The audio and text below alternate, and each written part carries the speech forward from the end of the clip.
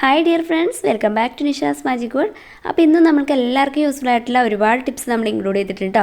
Video ഇഷ്ടപ്പെട്ടാൽ channel subscribe ചെയ്യാൻ മറക്കരുത്.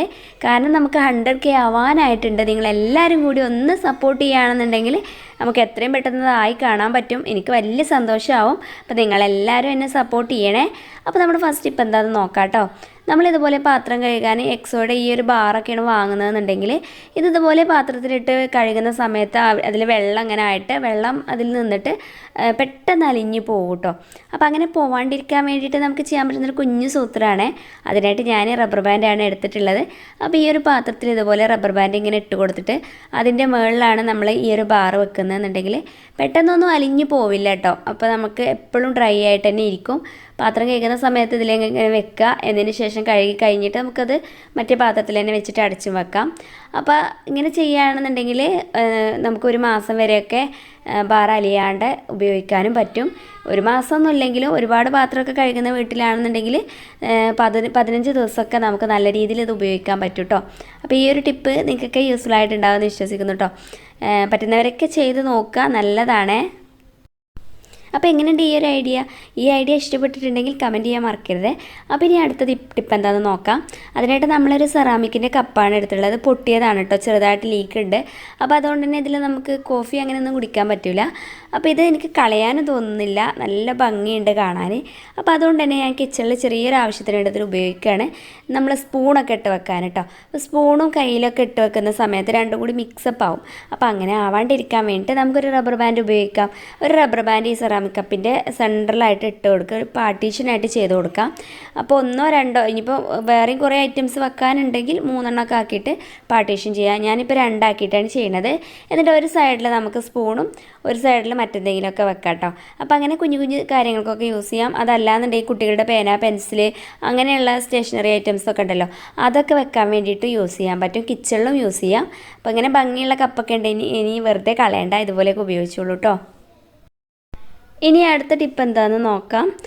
നമ്മൾ സൂചിയിൽ നൂല് കോർക്കുന്ന സമയത്ത് സൂചി കോർക്കാൻ വലിയ പ്രയാസമാണ്. ഇതിപ്പോൾ ചെറിയൊരു സൂചിയാണ് കേട്ടോ. അപ്പോൾ അതുകൊണ്ട് തന്നെ അതിനകത്തേക്ക് കോർത്തെടുക്കുക എന്നുള്ളത് വലിയൊരു ടാസ്ക്കാണ്. അപ്പോൾ ഞാൻ ആദ്യം ചെയ്യാറ് കത്രിക വെച്ചിട്ട് ഇതിൻ്റെ അറ്റം ഒന്ന് കട്ട് ചെയ്ത് കൊടുക്കും. കട്ട് ചെയ്തതിന് ശേഷം നമ്മൾ ഇട്ടാലും പെട്ടെന്ന് അതിനുള്ളിലേക്ക് കയറി പോവില്ല. അപ്പോൾ അതിനായിട്ട് ഞാൻ നൂലിങ്ങനെ വളഞ്ഞു പോവും നമ്മളിടുന്ന സമയത്ത്. അപ്പോൾ അങ്ങനെ വളഞ്ഞ് പോവാണ്ടിരിക്കാതെ നല്ല നിവർന്ന് നിൽക്കാൻ വേണ്ടിയിട്ട് നമുക്ക് ചെയ്യാൻ പറ്റുന്നൊരു കുഞ്ഞു സൂത്രം നമ്മളിവിടെ യൂസ് ചെയ്തിട്ടുള്ളത് ക്ലോസപ്പാണ് കേട്ടോ. അപ്പോൾ നമ്മൾ ടൂത്ത് പേസ്റ്റ് ഏതും പറ്റും, കോൾഗേറ്റോ അല്ലെങ്കിൽ ഏതാ നമ്മുടെ കയ്യിലുള്ള അത് യൂസ് ചെയ്യാം. ഇതുപോലെ ഇതിൻ്റെ അറ്റത്തൊന്നിങ്ങനെ തേച്ച് കൊടുക്കുക. ഇനിയിപ്പോൾ ഇതിന് പകരം നമുക്ക് യൂസ് ചെയ്യാൻ പറ്റുന്ന വേറെ ഒന്നാണ് നെയിൽ പോളിഷ് നൂലിൻ്റെ അറ്റത്ത് ഒന്ന് കുറച്ച് ചേർത്ത് കൊടുത്തിട്ട് അങ്ങനെയും ചെയ്യാം. എന്നിട്ട് ഇതൊന്ന് ഡ്രൈ ആവണം കേട്ടോ. ഡ്രൈ ആയതിന് ശേഷം നമ്മൾ സൂചിയിൽ കോർക്കുകയാണെന്നുണ്ടെങ്കിൽ പെട്ടെന്ന് നമുക്ക് കോർത്തെടുക്കാൻ പറ്റും. ഇനിയിപ്പോൾ കോൾഗേറ്റ് ഇപ്പോൾ എല്ലാവരുടെ വീട്ടിലും ടൂത്ത് പേസ്റ്റ് ഇല്ലാത്ത വീട് ഉണ്ടാവില്ല. അതുകൊണ്ടാണ് ഞാനത് എടുത്ത് കാണിച്ചത്. അതിന് പകരം നെയിൽ പോളിഷ് നമുക്ക് യൂസ് ചെയ്യാൻ പറ്റും കേട്ടോ. ഇത് കണ്ടോ, ഇപ്പോൾ അവിടെ ഒന്ന് നന്നായിട്ട് ഡ്രൈ ആയിട്ടുണ്ട്. അതുകൊണ്ട് നമുക്ക് പെട്ടെന്ന് ചെയ്യാനും പറ്റും. ഇപ്പോൾ ഇതൊരു ചെറിയ സൂചിയാണ്, എന്നാലും ഞാനത് പെട്ടെന്ന് ചെയ്തെടുത്തു. കണ്ടോ, ഇതുപോലെ നമുക്ക് കോർത്തെടുക്കാൻ പറ്റും. ഇത് പ്രായമായിട്ടുള്ള ആളുകൾക്കൊക്കെ എന്തായാലും ഇത് യൂസ്ഫുൾ ആവും. അവർക്കായിരിക്കും കോർത്തെടുക്കാൻ വലിയ പ്രയാസം ഉണ്ടാവുക. അപ്പോൾ അങ്ങനെയുള്ളവർക്കൊക്കെ ഇത് യൂസ്ഫുൾ ആവും കേട്ടോ. ഇനി അടുത്തൊരു ടിപ്പ് എന്താണെന്ന് നോക്കാം. അതിനായിട്ട് നമ്മൾ ടൂത്ത് പേസ്റ്റ് തന്നെയാണ് യൂസ് ചെയ്തിട്ടുള്ളത്. നിങ്ങളുടെ കയ്യിലുള്ള ഏത് ടൂത്ത് പേസ്റ്റും ഇതിനായിട്ട് പറ്റും കേട്ടോ. അപ്പോൾ ഞാൻ ക്ലോസപ്പാണ് എടുത്തിട്ടുള്ളത്. ഇതിൽ നമ്മൾ ചെയ്യണത് കത്രികയിലും അതുപോലെ കത്തിയിലൊക്കെ ചെറുതായിട്ട് ഇങ്ങനെ തുരുമ്പെടുക്കാറുണ്ടല്ലേ. അപ്പോൾ ഈ ഒരു കത്രികയിൽ അത്യാവശ്യം നല്ല രീതിക്ക് ഉണ്ട് കേട്ടോ. അപ്പോൾ അതുകൊണ്ട് തന്നെ ഞാനിതുപോലെ കുറച്ച് ടൂത്ത് പേസ്റ്റ് എടുത്തിട്ടുണ്ട്. അത് ഈ ഒരു കത്രികയുടെ എല്ലാ ഭാഗത്തും കുറേശ്ശെ ഇങ്ങനെ തേച്ച് കൊടുക്കണം. അപ്പോൾ ഇതിനായിട്ട് പുതിയത് എടുക്കണമെന്നില്ല. നമ്മുടെ വീട്ടിൽ തീർന്നതൊക്കെ ഉണ്ടെങ്കിൽ അതൊക്കെ ഒന്ന് കട്ട് ചെയ്ത് അതിനകത്തുള്ളതൊക്കെ എടുത്താൽ മതി കേട്ടോ. അപ്പോൾ 2 സൈഡിലും ഞാനൊന്നിങ്ങനെ തേച്ച് കൊടുത്തു. അതൊരു ചെറിയ പത കിട്ടാൻ വേണ്ടിയിട്ടാണ് അങ്ങനെ ചെയ്യണത്. ഇനി അതുപോലെ തന്നെ ടൂത്ത് പേസ്റ്റ് നല്ല രീതിയിൽ വെളുക്കാനൊക്കെ ഉപകാരപ്രദമാകും. അപ്പോൾ അതെടുത്തു. ഇനി ഞാൻ കുറച്ച് ബേക്കിംഗ് സോഡ എടുത്തിട്ടുണ്ട്. അത് ഇതുപോലെ കത്രികയുടെ എല്ലാ സൈഡിലും കുറേശ്ശെ ഇങ്ങനെ ആക്കി കൊടുക്കുന്നുണ്ട് കേട്ടോ. ബേക്കിംഗ് സോഡ നല്ലൊരു ക്ലീനിങ് സൊല്യൂഷനാണ്. തുരുമ്പൊക്കെ എടുത്തത് പെട്ടെന്ന് പോയി കിട്ടും. പിന്നെ കുറച്ച് വിനെഗറും എടുത്തിട്ടുണ്ട്. അപ്പോൾ ആ വിനെഗറും ചേർത്ത് കൊടുക്കുക. ഇനി ആ ബേക്കിംഗ് സോഡ ഇട്ട ആ ഭാഗത്തൊക്കെ കുറേശ്ശെ ഇങ്ങനെ ഒരു മൂടി വിനെഗറാണ് എടുത്തിട്ടുള്ളത്. അതിൻ്റെ മതിയിട്ട് നമുക്ക് ഒരുപാടുണ്ടാവും. അതിങ്ങനെ ഓരോ തുള്ളി അവിടെ ഇവിടെ ആക്കി കൊടുത്തിട്ടുണ്ട്. കുറച്ച് നേരം ഇങ്ങനെ വെക്കാം. അപ്പോൾ ഞാൻ കുറച്ച് സമയം ഇങ്ങനെ വെച്ചിട്ട് ഇനി നമ്മളൊരു ബ്രഷ് ഉപയോഗിച്ചിട്ട് നന്നായിട്ട് അങ്ങ് ഉരച്ച് കൊടുക്കുകയാണ് ചെയ്തത്. അപ്പോൾ അങ്ങനെ ഉരക്കുമ്പോൾ നന്നായിട്ട് ക്ലീനായിട്ട് കിട്ടും കേട്ടോ. അപ്പോൾ കത്രികയുടെ രണ്ട് സൈഡും ഒരു സൈഡ് ഞാൻ ആദ്യം ക്ലീൻ ആക്കിയിട്ടൊന്ന് കാണിച്ചു തരാം. അപ്പോൾ തന്നെ നിങ്ങൾക്ക് ഇതിൻ്റെ വ്യത്യാസം മനസ്സിലാവും.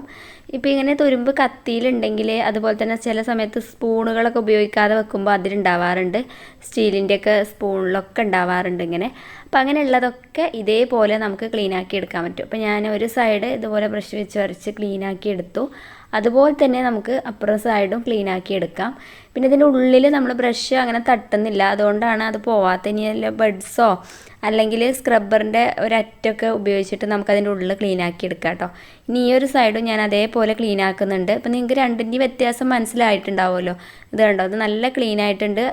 ഓപ്പോസിറ്റ് സൈഡ് നമ്മൾ ഉരച്ചിട്ടുണ്ടായിരുന്നില്ല, അതുപോലെ തന്നെ വൃത്തികേടായിട്ടുമുണ്ട്.